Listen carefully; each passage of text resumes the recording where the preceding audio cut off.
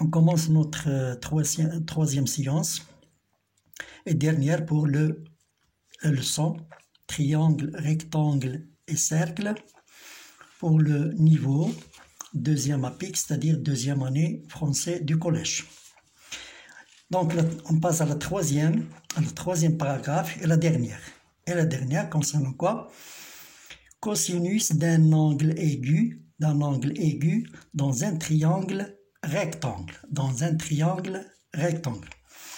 Soit ABC, un triangle rectangle en A, regardez la figure, ABC c'est un triangle rectangle en A. On sait que dans tout triangle, la somme des mesures des angles est égale à 180 degrés. Donc, l'angle A mesure 90, c'est-à-dire ça mesure 90 degrés. Donc, la somme des deux mesures de l'angle B et l'angle C, 90. Donc, on dit qu'ils sont deux angles complémentaires, c'est-à-dire la mesure de l'angle B est inférieure à 90 et la mesure de l'angle C est inférieure à 90.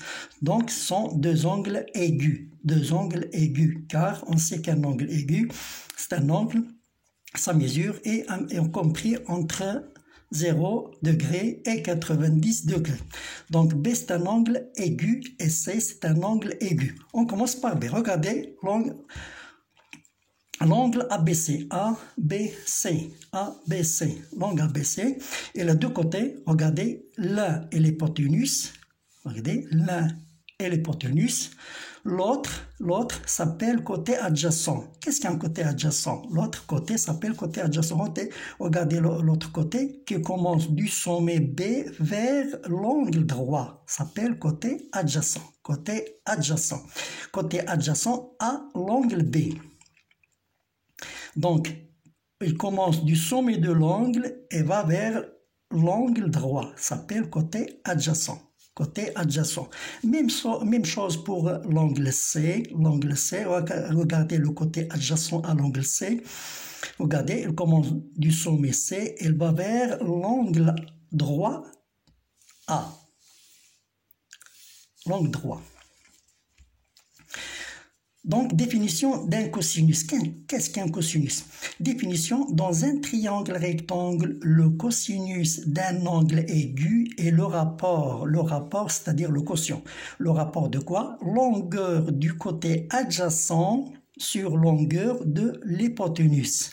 Je répète, dans un triangle rectangle, le cosinus d'un angle aigu et le quotient de quoi? Longueur du côté adjacent sur longueur de l'hypoténuse. Exemple, regardons notre figure. Cosinus de l'angle ABC. On le note cosinus, on le lit cosinus. On le note cos, on écrit cos. Et on le lit cosinus.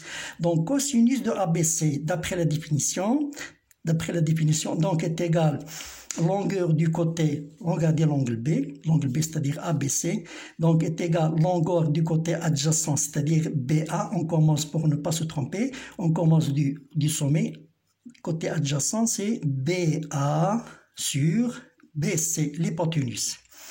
Et cosinus de ACB, donc est égal longueur du côté adjacent, c'est-à-dire CA sur CB. Deux exemples. Remarque, le cosinus d'un angle aigu est un nombre compris entre 0 et 1. Pourquoi? Parce que prenons cosinus de ABC. Donc, quel est le plus grand? BA ou BC? On sait que dans tout triangle rectangle, l'hypoténuse est le plus grand côté.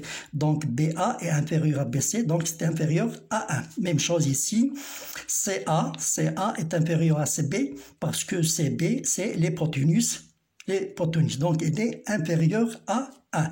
Il est supérieur à 0, bien sûr. Donc, il est supérieur parce que les deux distances, division de deux distances. Deuxième remarque, le cosinus d'un angle aigu n'a pas d'unité. Pourquoi? Revenons à la définition. Ici, longueur du côté adjacent sur longueur de l'hypoténuse, on simplifie par l'unité et elle reste un nombre sans unité. Passons à un exercice d'application. Regardez, exercice d'application ici pour appliquer cette définition. On considère, regardez ici, on considère la figure suivante. Regardez la figure suivante. Donc, il y a 5 points E, F, I, G, H. Les 3 points E, I, F forment un triangle rectangle en F. Et I, G, H forment un triangle rectangle en G. Calculez cosinus de IEF. Où se trouve l'angle IEF? Cosinus IEF. IEF, voilà. Donc, c'est un angle aigu dans le triangle rectangle EIF. Donc, cosinus, premièrement, regardez. Premièrement, cosinus IEF égale, définition d'après la définition, égale à quoi?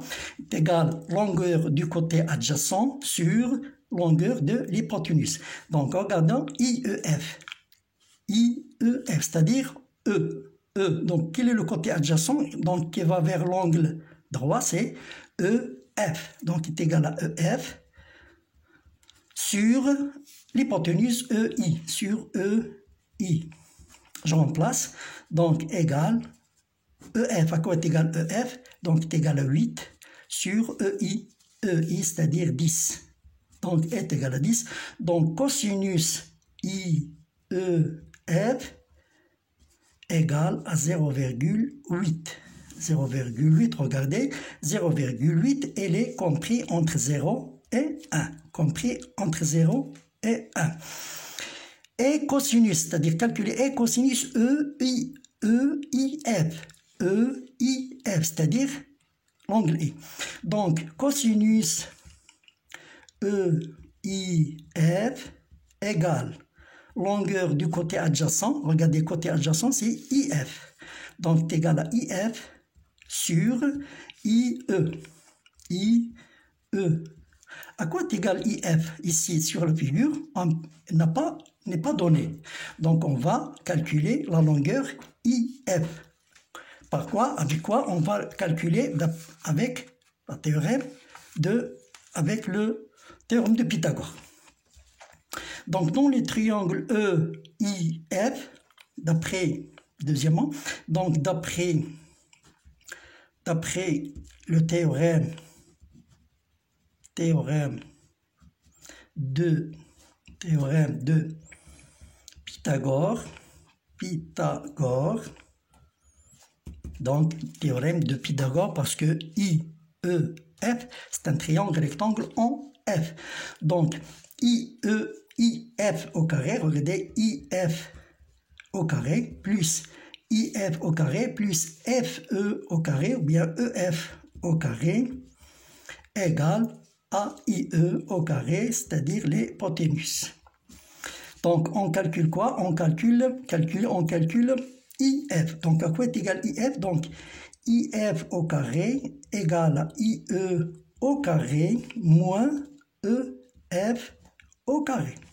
Donc, je remplace IE, c'est-à-dire 10 au carré, moins EF, 8 au carré, donc est égal, 10 au carré c'est 100, moins 64, donc est égal à 36. Donc, est égal à 36. Donc, à quoi est égal cosinus IF carré est égal, donc IF est égal à racine de 36. À quoi est égal racine de 36? Égal, comme on a vu séance précédente, est égal à 6. Entre parenthèses, comment on calcule racine carrée d'un nombre positif à l'aide de calculatrice? Regardez ici, pour calculer racine carrée de 36. Donc, j'écris racine carrée de 36 égale 6. Donc, est égal à 6. Comment calculer? Exemple, calculer par exemple racine carrée par exemple de 17. Donc j'écris racine carrée 17 égale à quoi? Regardez ici, égale, donc est égal à 4,75.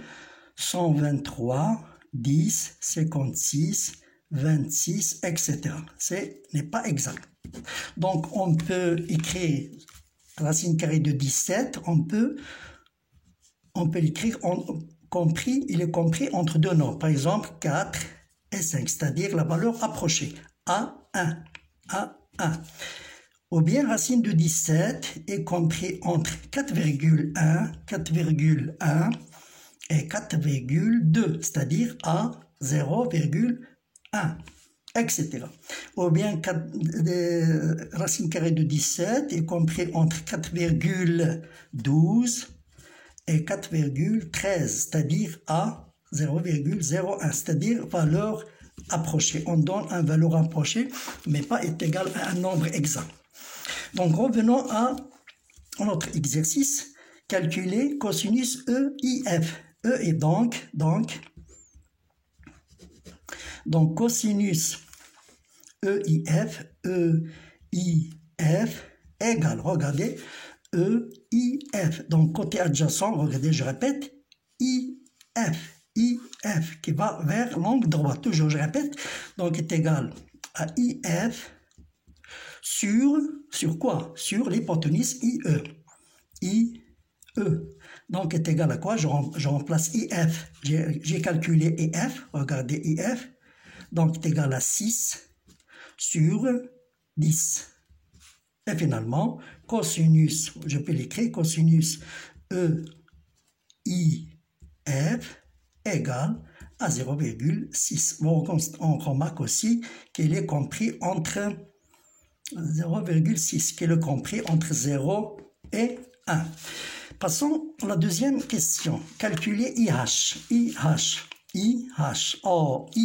Regardez IH.